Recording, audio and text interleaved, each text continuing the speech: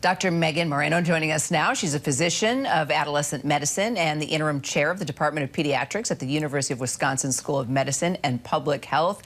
Doctor, it's great to have you with us. I have to say, as a parent, this is something we talk about every single day, so I'm very much looking forward to this conversation. I guess I first want your reaction to the Surgeon General and his warning.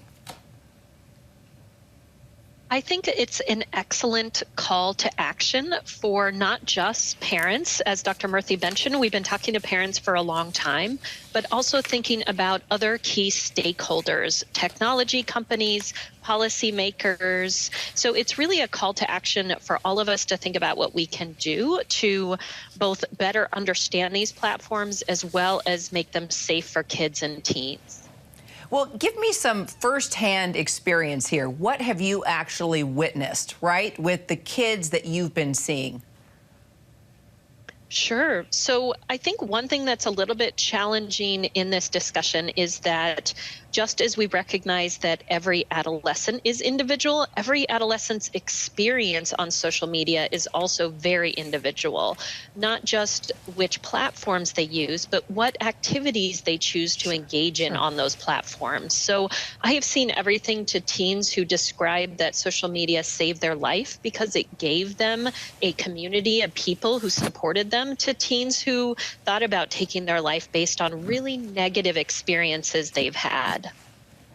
So, according to the warning, 95% of teens and 40% of children ages 8 through 12 are actually using social media for about 3.5 hours a day. And that's a long time. So I see what you are saying about some users who find certain meanings or are looking for certain things. But for young kids who are on this for hours and hours, what have you found out with regard to your research and your studies, what that does just to the brains of our kids?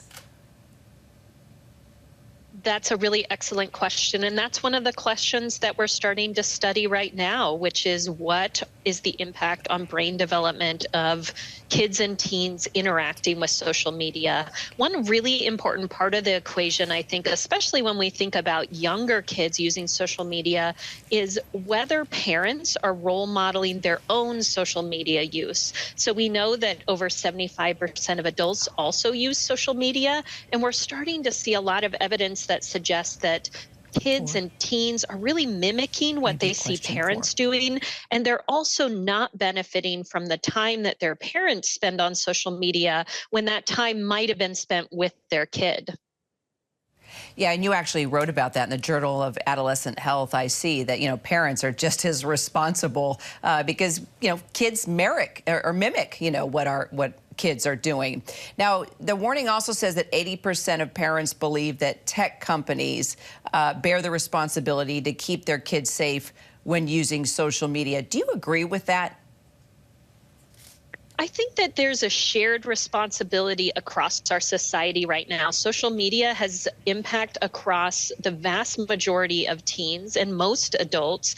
And so I think that some of the Surgeon General's report really is a call to action for tech companies, for policymakers, for educators to think about what their responsibility is in making this a safe environment for kids.